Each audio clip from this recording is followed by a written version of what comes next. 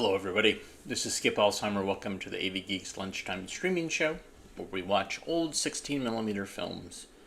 And this first film we're going to watch is actually 3 short films that were in a lab can. And it said in very faint handwriting on this piece of tape on the can, it said, TV comm, period, gorilla. And I was like, oh my god, we got to watch this. And that's what sometimes I do is, like, when I'm moving a bunch of films, I'm like, wait a minute, what's this? We gotta watch it. So, we're gonna watch it. 3 parts. There's no sound. So this is kind of raw footage. Enjoy.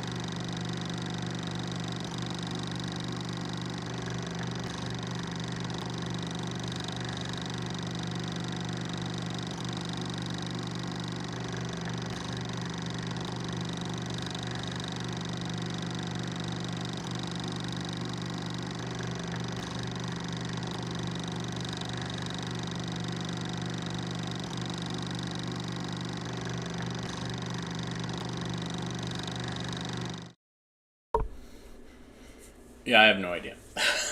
And so there were 3 separate reels, or rolls on cores, and I was like, well, is this the order? And I put it in what I thought the order was, but I'm not sure. So, yeah. Anyways, that's a mystery. I don't even know where those came from. They're not in the database, and so who knows? But maybe one day someone will say, that's me, or that's Bill such and such. All right, the camera speaks. Are you listening?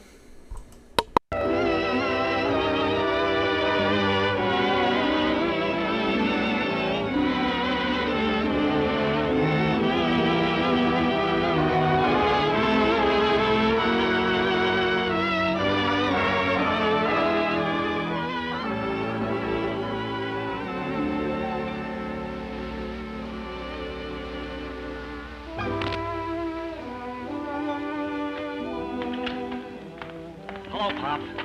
Hello, Bill. Say, Pop, do you mind if I park my camera in your room tonight? No, bring her in. Thanks a lot. Go ahead, Joe. Right over there in the corner. Okay. Kind of late tonight. Yeah, we were down at the opening of the cocktail parade. Took pictures of all the celebrities. Boy, what a crowd. Cocktail parade? Sounds like the good old days. Say, Bill, get a hold of the cigar box they used to call a camera. Oh, boy. You don't mean to tell me you really took moving pictures with that thing, do you? If that camera could speak, it'd tell you plenty. Oh, come on, you. Good night, Pop. Good night. So long, Pop.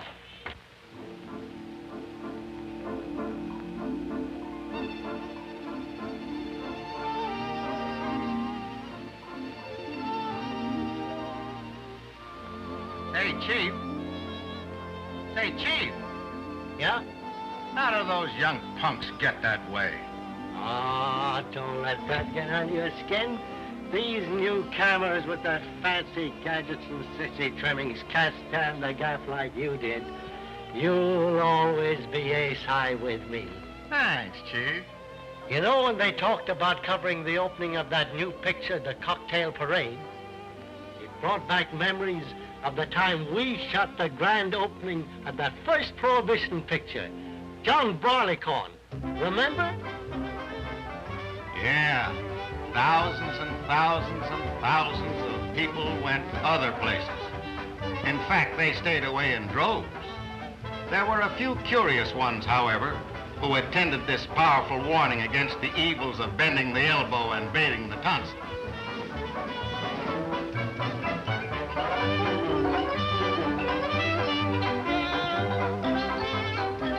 I'll never forget those intelligent-looking faces.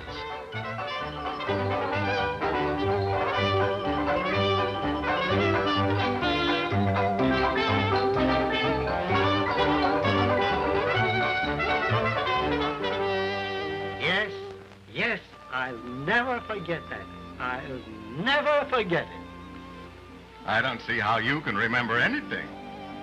You were full of firewater. Uh-oh. Not to change the subject, but do you remember the time we shot the Fireman's Parade at Newburgh? I'll say I do. And how the mayor burnt down the city hall in their honor. Oh, that was some day.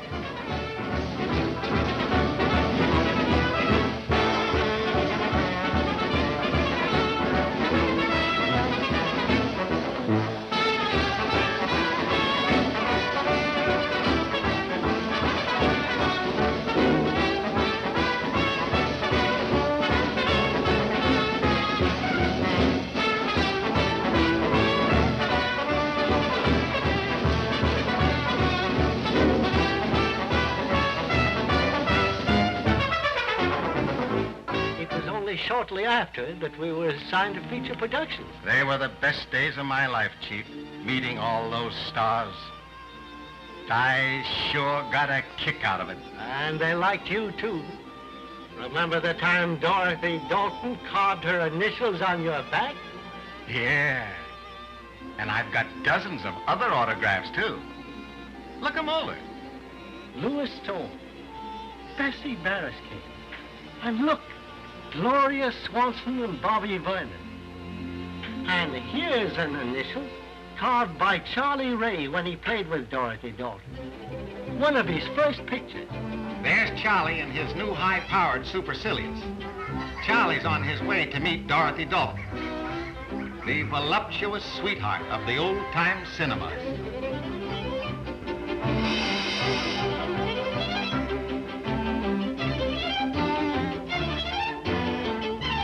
Charlie is in love with Dorothy. She certainly has him on the run. In fact, she has him in the air. Dorothy, figuring her home is too comfortable, is waiting for Charlie in the swamp.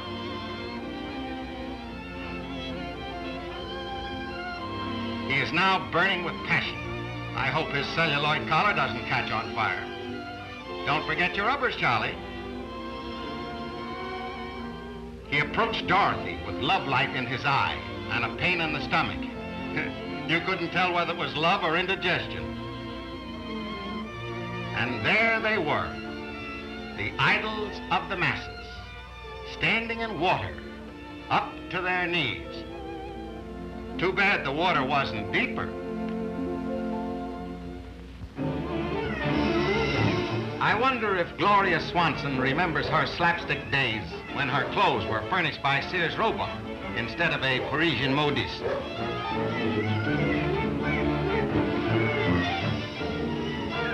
But even then, Gloria showed signs of the glamour she possesses today.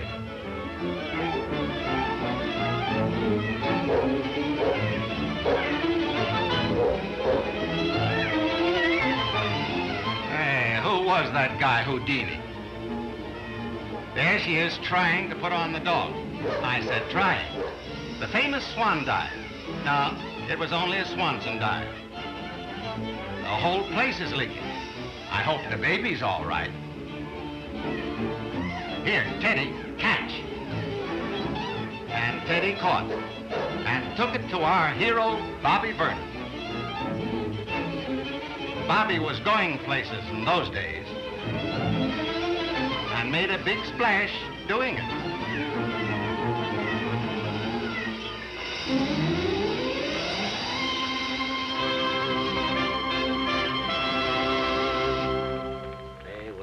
Great bunch of troopers, real pioneers. Ah, they had everything.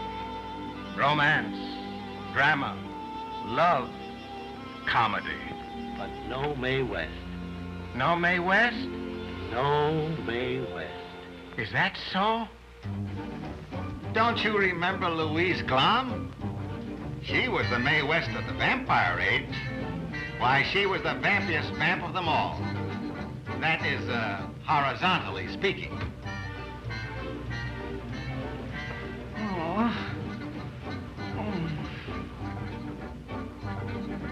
And many a fool there was longing to get caught in her web.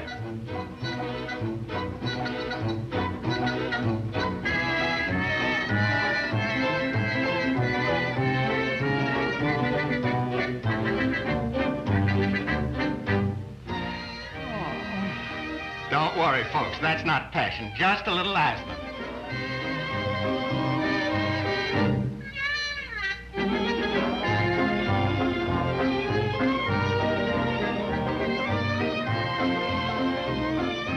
Pardon me, Mrs. Vampire, there's a fool outside to see you. The old-time movie vamp always liked to have a little fool around.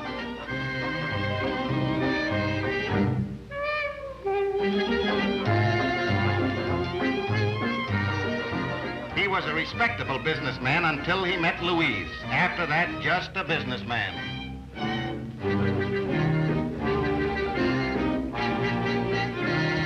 Exhibit A, he looks more like L. I used to love to cover those political meetings. I used to get a great kick out of those fiery speeches. Remember William Jennings Bryan? Do I? And isn't it funny? The very thing he fought for is now a major item in the present-day recovery plan. What's that? Silver. The remonetization of silver. I can picture Bryan now, in Union Square. the silver-tongued orator always attracted multitudes whenever he spoke.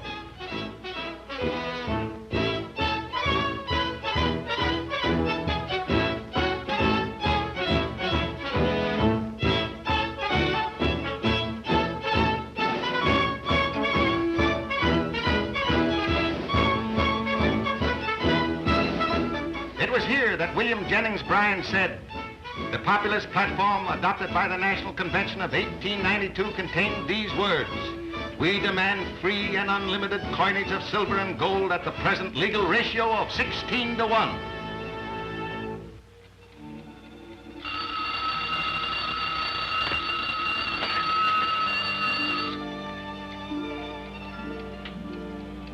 $16 to 1. That's funny.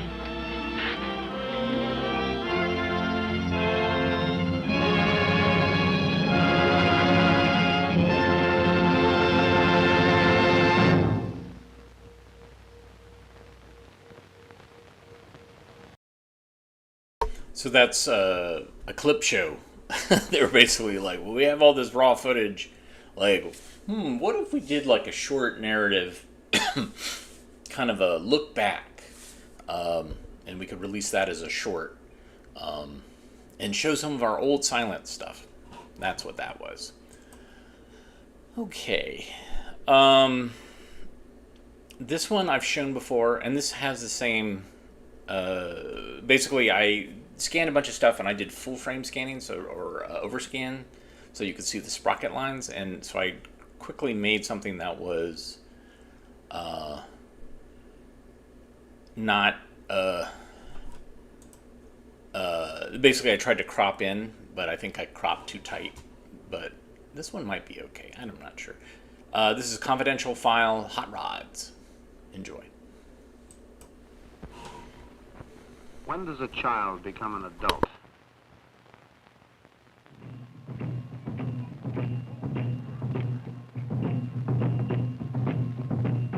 This is a child.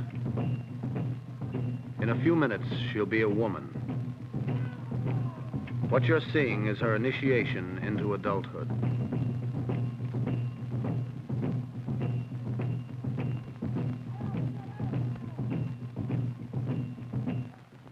Tonight, we're going to discuss the initiation of your child.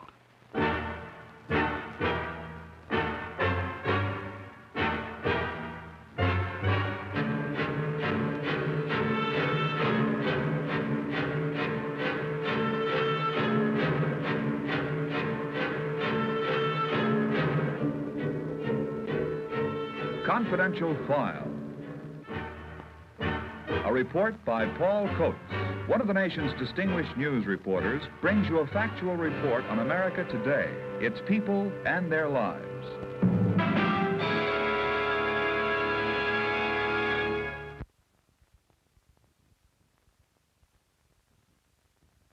Before a boy can become a man, he must be able to do three things: mate, provide for his mate, and assume the responsibilities of a productive role in his community.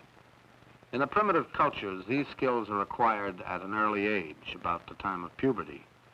But in our culture, the transition from child to adult cannot be achieved so quickly. We live in a complex society that requires many years of preparation for the child to become an adult. Unfortunately, but necessarily, this creates a kind of limbo, a period of many years in which we find the personality of a child in the body of a man. We call it adolescence, and as all of us should, but few of us do remember, it's a tough spot to be in. It's a time of confusion, of frustration, and painful flashes of love and hate. A house may not always be a home, but a teenager's room is always a teenager's room. It's the in-between world of outgrown toys and the searchings for self-expression and maturity. It harbors everything from model sailing ships to boxing gloves to dirty socks. This room belongs to Jimmy. He's 16, a high school sophomore, an adolescent. Every generation of adolescents has its own uniform. This time around, it's flat-top haircuts and blue jeans. For other generations, it's been bell-bottom trousers or white ducks or zoot suits. The uniform varies greatly, but many of the problems remain the same, like pimples, for instance. To a smooth-complexioned adult, a few skin blemishes may seem a pretty insignificant thing, but to a teenager, they can be a real source of despair. Jimmy feels that the entire world is just as aware of his acne as he is, and he's deeply troubled by guilt as a result of having heard the same absurd and damaging stories you and I heard about why a boy gets pimples. Jimmy would be very uneasy if his friends found out that he clips coupons from magazines and sends for patent ointments. But then, of course, Jimmy's friends wouldn't like him to find out they do the same thing. And at this age, he's anxious to show himself and the world his physical progress. Adolescents are still pretty much the same, but so are mothers, still understandably intolerant of things like sloppy rooms. She can't see why he's so slovenly and lazy. Sooner or later, he's got to live up to prescribed rules and standards. She wants him to start now. He's a dynamo of energy when it comes to playing baseball or messing around with cars or model planes. But he just won't muster enough drive to pick up his socks and pajamas. His mother and dad can't understand why Jimmy finds it necessary to dress, act, and talk exactly like every other teenager in town. Why he mumbles unintelligible, almost dirty-sounding jive talk. But it is necessary. At this particular stage of his development, Jimmy has an especially great need for security, and you can get a lot of security from being able to identify yourself with a group. His parents feel Jimmy is carrying on a private little revolution against them, and he is. This, too, is a natural part of growing up. If Jimmy is to assume the responsibilities of an adult, there has to come a point at which he begins making decisions for himself. And this point is almost invariably painful both to the child and his parents. Even his poor schoolwork is probably a reflection of this need to overthrow authority, to show the world it can't shove him around. The result of this struggle, both in Jimmy and his parents, is confusion. They can't seem to get their stories straight as to whether he's a boy or a man. The answer, of course, is that he's both. In our society, the way to manhood is over a series of steps and takes time. You don't just cross over the line from yo-yos to maturity. While the home may be the axis of Jimmy's life, most of his interests revolve away from it. He spends as much time at other places as he heads for the ball field, the corners, or a buddy's house. And when the same withdrawn, uncommunicative adolescent comes in contact with other withdrawn, uncommunicative adolescents, a change takes place. It's because these are guys he can get through to, guys that'll give and take. They know each other, understand each other, and relate to each other.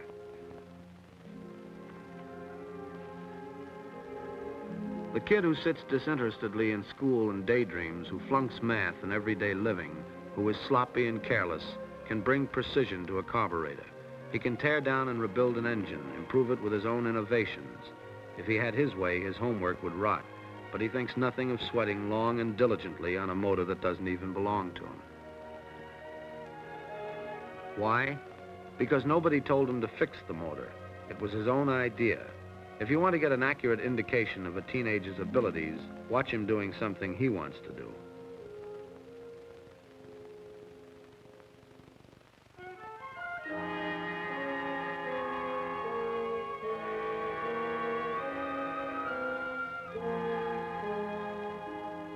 Carburetors and transmissions aren't his only interest.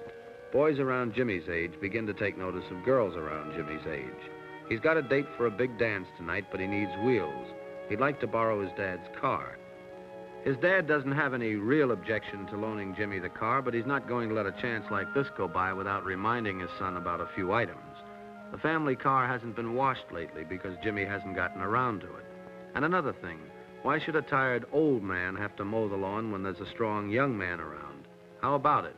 Oh, he'd mow it all right, but he just hasn't got the time right now. He's practically late as it is.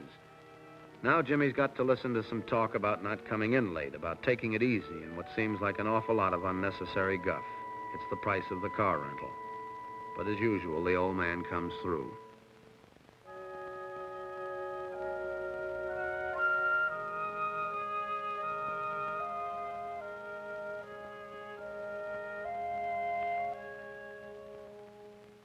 Adolescence is like a seesaw with sloppiness, neglect, and indifference on one side and social consciousness, propriety, and pride on the other, holding on to the defenses of childhood and still wanting the advantages of adulthood.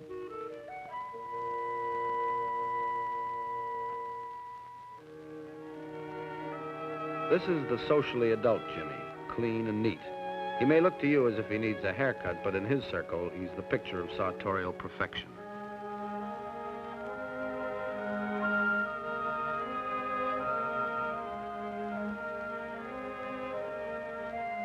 And he smells good, too.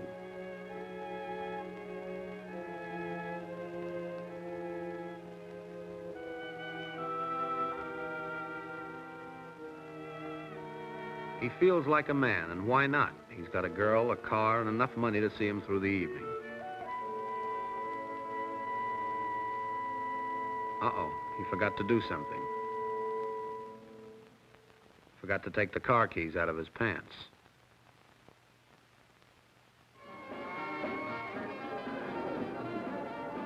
A couple of years ago, Jimmy scoffed at the idea of neckties and dances. He considered the neckties constricting and the dances revolting. But a lot of things have happened in the last couple of years. He's felt strange stirrings and new curiosities. These new feelings prompt young people into experimenting with new situations, such as the one you see here. And in a situation like this, he's called on for a much more mature kind of behavior than he is at home, where his role is that of a child. Here he's on his own.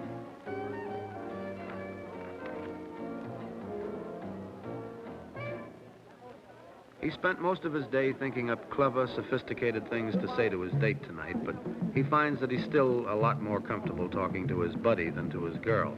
That doesn't mean, of course, that he wouldn't like to talk to her. As a matter of fact, he's a little scared of her.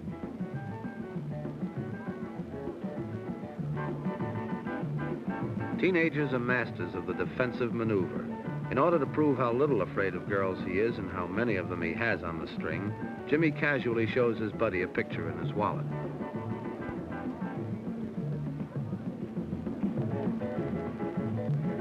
He makes a pretense of concealing the picture from his date, but needless to say, the whole thing would be pointless if she didn't see it.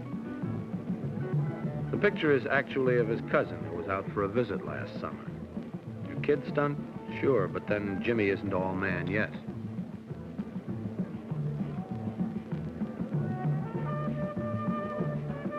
This comparatively new experience of dating creates both a new social consciousness and a new self-consciousness.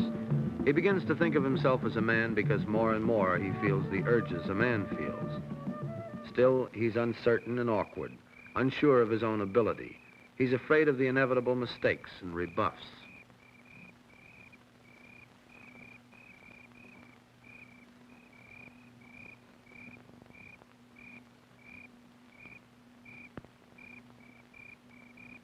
He takes desperate refuge in the debonair act of lighting a cigarette.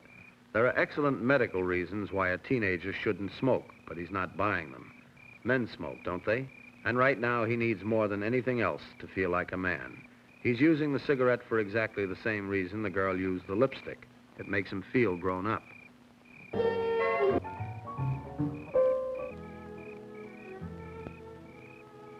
Being a teenager is far from all fun. You'd have to search a long time among the adults of the world before you'd find any more uncomfortable people than these two at this moment. The textbooks tell you that puberty is the period in which the physical sexual characteristics and the emotional drives that give them force mature in the individual. But maybe you remember it as the time when you began to realize what makes the world go round. The time when you traded in the sugar and spice and snails and puppy dog tale story for a more realistic and gratifying understanding of the life process.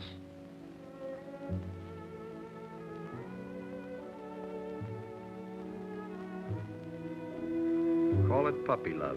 You may have forgotten the feeling, but you didn't go through life without experiencing it. Nobody does.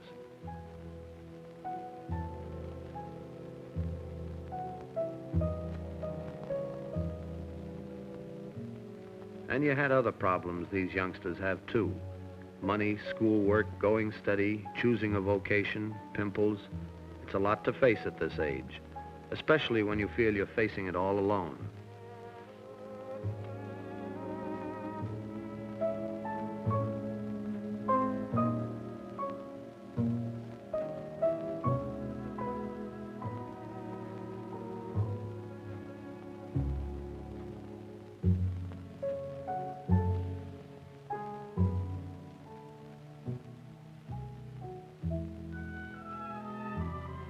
The first kiss, an important, fearful, wondrous, and beautiful thing, a lovely thing. And in millions of American families, it's taboo. Parents feel it's terribly dangerous, that petting can lead to disgrace and destruction, and they're right. But it's also a necessary exercise in the education of a human being.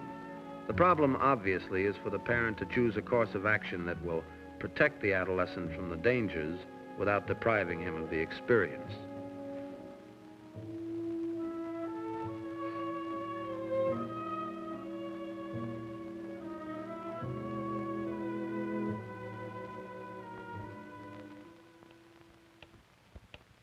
So for an evening, Jimmy crossed over into the realm of manhood.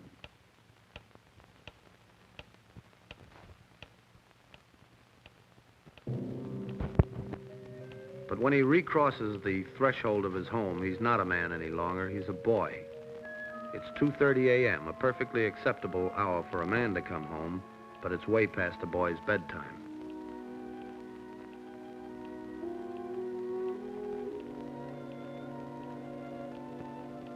And there's a committee of two on hand to make this abundantly clear to him.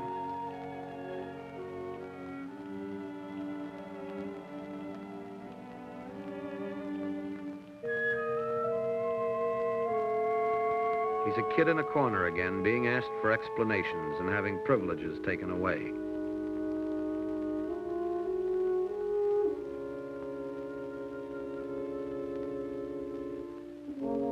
Again, he's paying the price of being a part-time adult.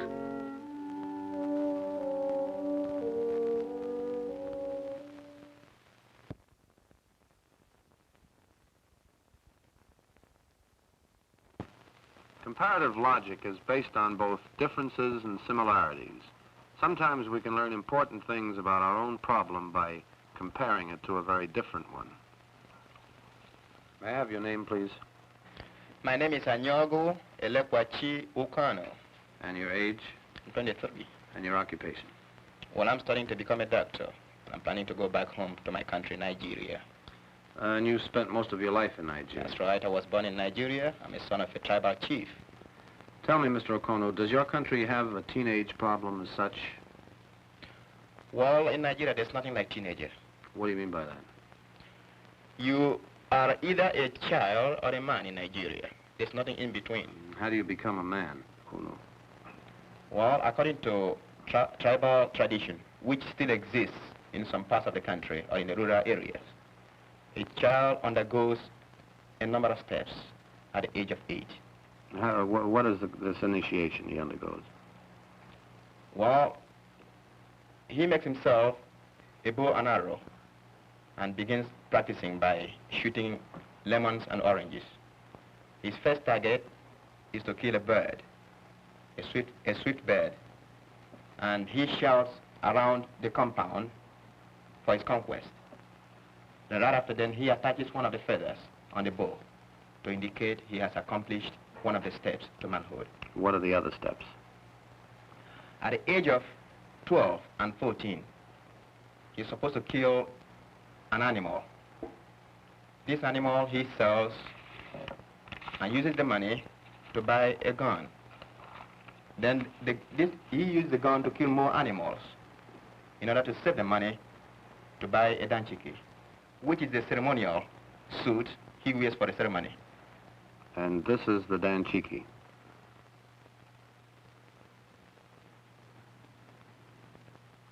That's right, that's the danchiki. Mm-hmm. Is there any instruction given at the ceremony? Yes. The initiate is taken into a special room where he listens to tribal chants and history. He is given instruction of how to be cooperative in the family or in the society, and how to treat his wife, and to respect his elders. At what age does a child usually become a man? Well, between the age of 15 and 16. How about girls?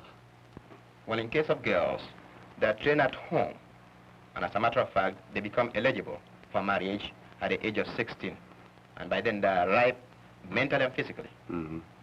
Mr. Okono, what do you think is the most important deterrent to juvenile delinquency? Well, I think that's a matter of family loyalty. See, the mother is supposed to stay home to take the care of the child while he's young. But as a matter of fact, that's not the situation in this country. Because of the economical situation, the mother and father work, leaving the baby in care of a babysitter who is interested in the money, not on the child. And you're familiar with the juvenile delinquency problem in our country, aren't you? I've heard a lot about it, and I've seen some movies on it too.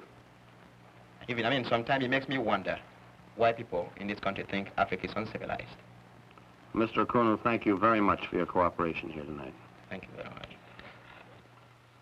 The young lady you're about to meet wrote me a letter concerning her problems at home. They seem to me such universal problems that I asked her to appear here tonight. May I have your name, please?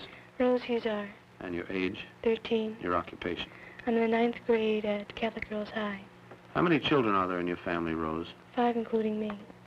Both of your parents live at home? Yes, they do. Do they both work? Yes.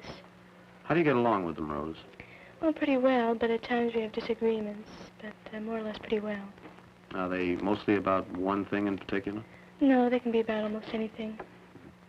Rose, in the letter you wrote me, you talked about the difficulties you have in letting your parents know what you mean and trying to get them to understand how you feel. Could you tell us more about that? Well, they don't actually show that they understand my feelings about things around the house, and if I do give my opinion, they don't pay very much attention to it. And,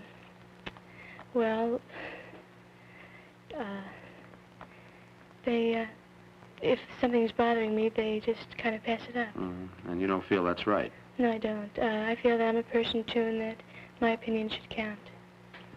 Do you feel that your parents love you, Rose? Yes, they do, but they don't always show it. How about you? Do you show that you love them? Yes, by trying to help them in things. Do you show an interest in the things that they like? Yes, I do. Do you feel your parents show enough interest in the things you like? No, I don't. A few months ago, I felt that I could and wanted to be a lawyer. And I got some books out of the library, and I started studying about it. I talked it over with my parents, and they just sort of laughed and said that I didn't know. I'm too young to know what I want to do. How did that make you feel? Well, even if I am too young to know what I want to do, I still think that they should be interested in what I think. And do you feel that you're permitted to make your own decisions enough? No, I don't. What kind of decisions do you think you should be allowed to make? Well, regarding clothes, hairstyles, and who my friends should be. Rose, how do you think your parents compare with the parents of other kids you know? Well, more or less the same. And do the other kids say more or less the same things you do when the bunch of you get together and talk? Yes, they do. Well, Rose, I want to thank you very much. You've been very helpful, and you're an interesting person to talk to. Thanks a lot. You're welcome. We've established some of the teenagers' common violations of our cultural rules. We've said that these violations, after all, may be perfectly natural. But that really doesn't help the situation much.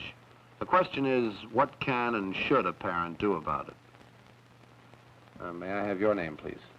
Yes, Dr. Reuben H. Siegel. And your age?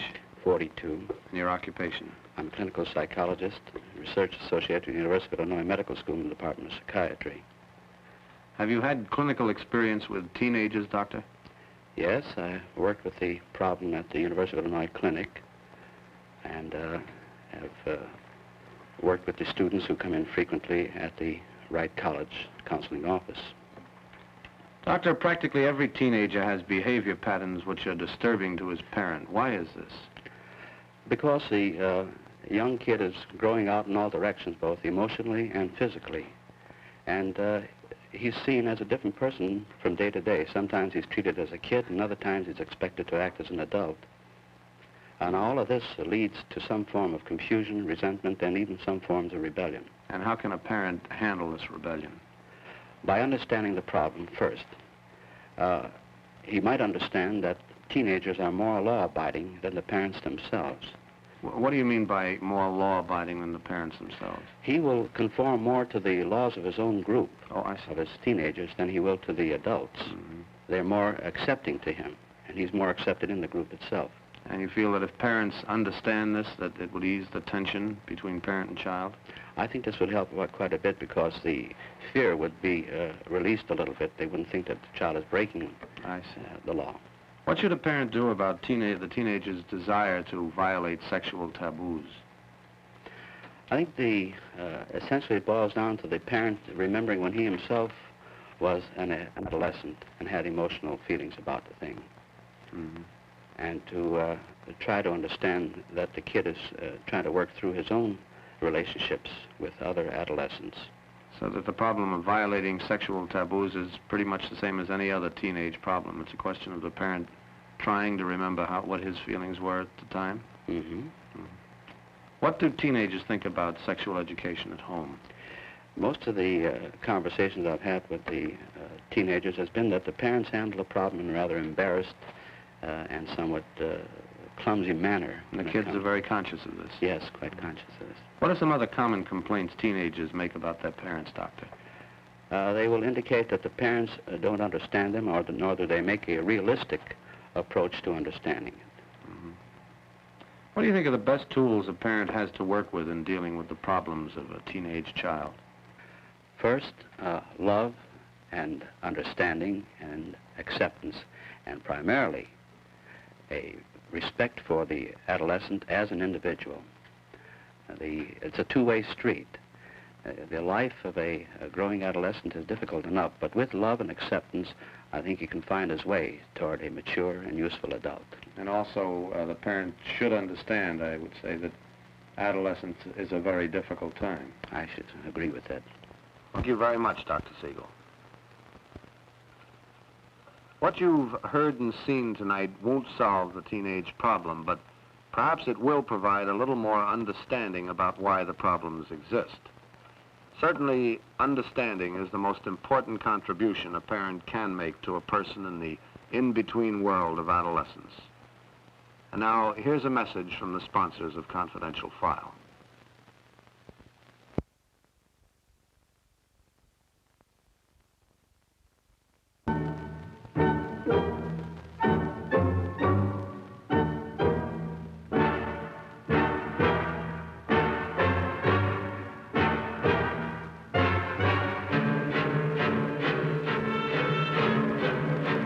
Witnessed another authentic report by Paul Coates, distinguished columnist and news reporter. These factual reports are brought to you each week by this station.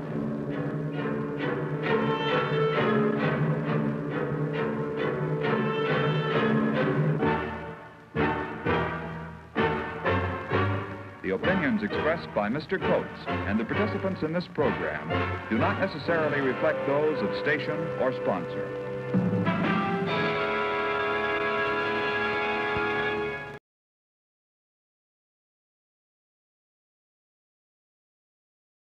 Wow, it was Irving Kershner. Somebody in the comments mentioned that he did some, and that's the director of Empire Strikes Back. There was no mention of hot rods there. That was what was written on the can when we scanned it. But, no, that's like teenage rebellion. That's what that's all about. A lot of talk about acne, too, which is kind of hilarious. All right, I hear the 21st century calling. Can you hear it? Hello, 21st century.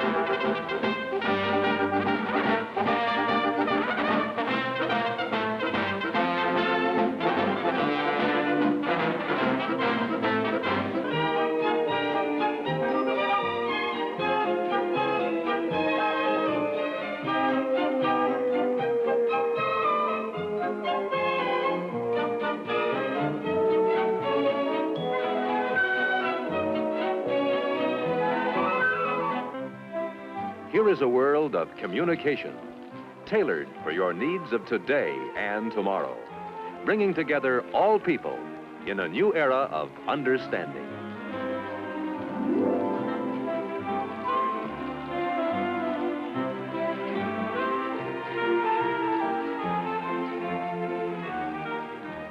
Keeping in touch by means of the amazing new Bell Boy is the Bell System's answer today for doctors, salesmen, delivery men, or anyone who must be available at all times in the fast-paced world of Century 21. When someone calls and you are out, you can be reached by dialing your Bell Boy code number.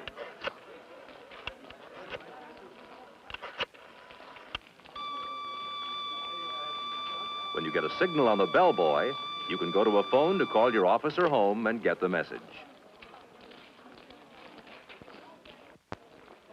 This is the automatic dialer. Just listen for dial tone, insert a number card, and press the start bar. The Bell System automatic dialer dials for you more quickly and easily than you can do it yourself.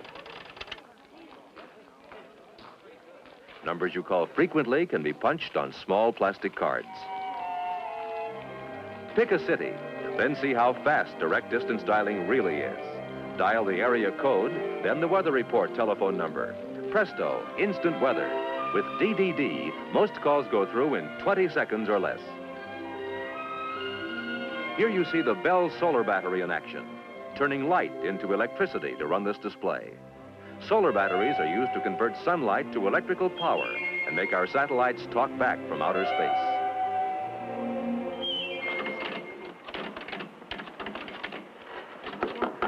Thank you.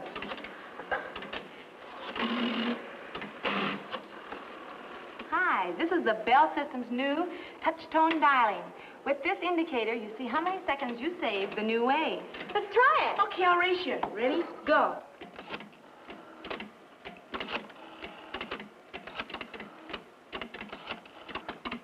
I beat you.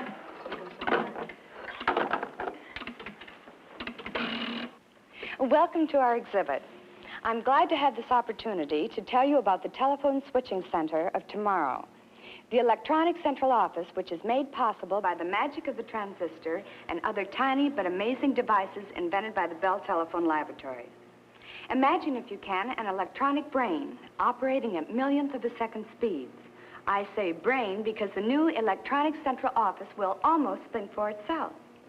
It will not only carry out instructions you dial into it, it will also remember instructions you provided earlier. These memory features will offer many convenient services I'm sure you'll be delighted with. For one thing, you'll be able to reach frequently called numbers by dialing only 2 digits. All you'll have to do is give the telephone company a list of the numbers you dial most frequently. The electronic brain's memory will do the rest. To see how it works, please watch the screen.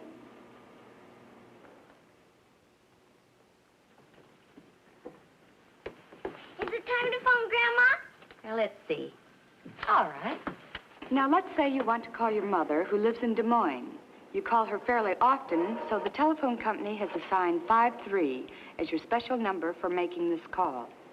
When you dial the 5 and the 3, the electronic central office's brain says, uh-oh, something special, searches its memory for what those 2 digits represent, and dials the area code plus the full number in Des Moines for you.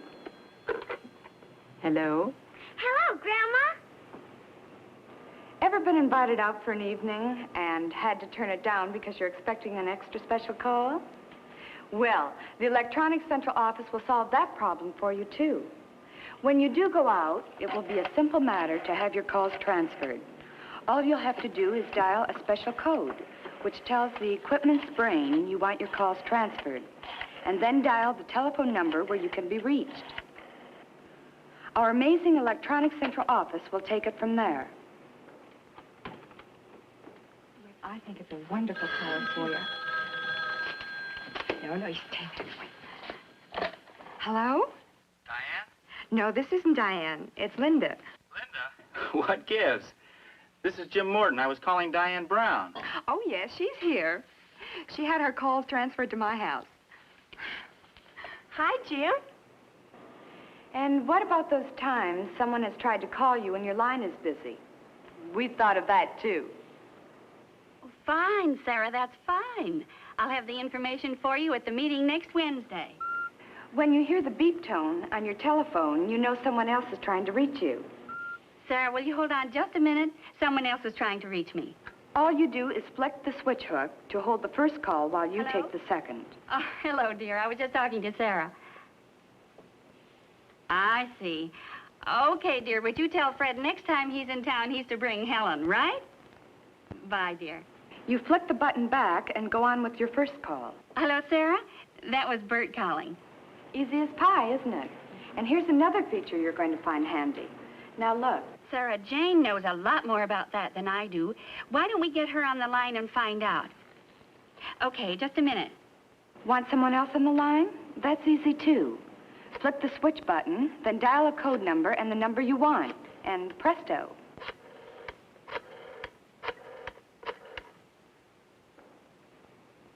Hello, Jane? This is Martha. Listen, I have Sarah on the line, and we want to know what to do about... As we look to the future, we see many extras for tomorrow's telephone users. One day, you may be able to call home and automatically turn off the oven. Or, from a public telephone a couple of 100 miles away,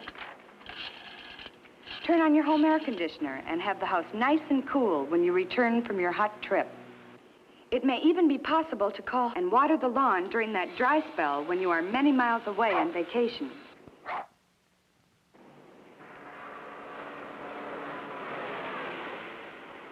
Sounds fantastic, doesn't it? But it is all possible because of the basic research our scientists and engineers at the Bell Telephone Laboratories are doing to make your service better day by day.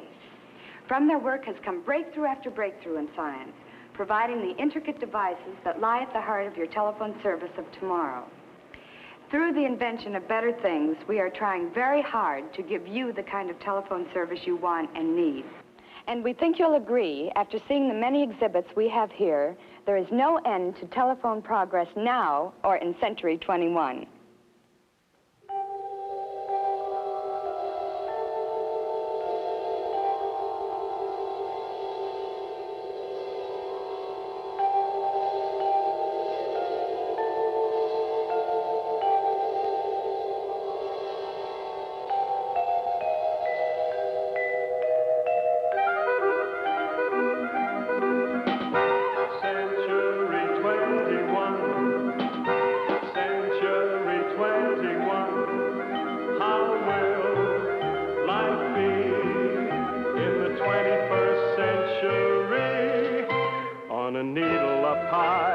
can look through the eye and you're seeing it all. Yes, you're seeing it all. As the present unfolds, what the future beholds, you're elated, fascinated.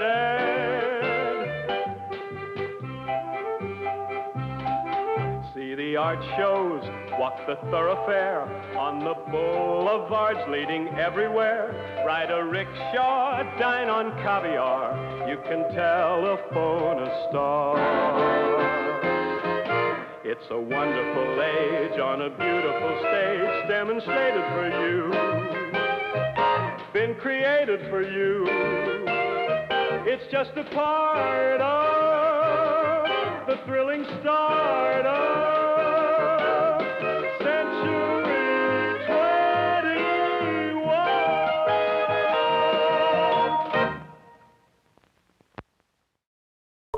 I love it. So great. My girlfriend at the time and I we went on the Space Needle, and yeah, it was a lot of fun.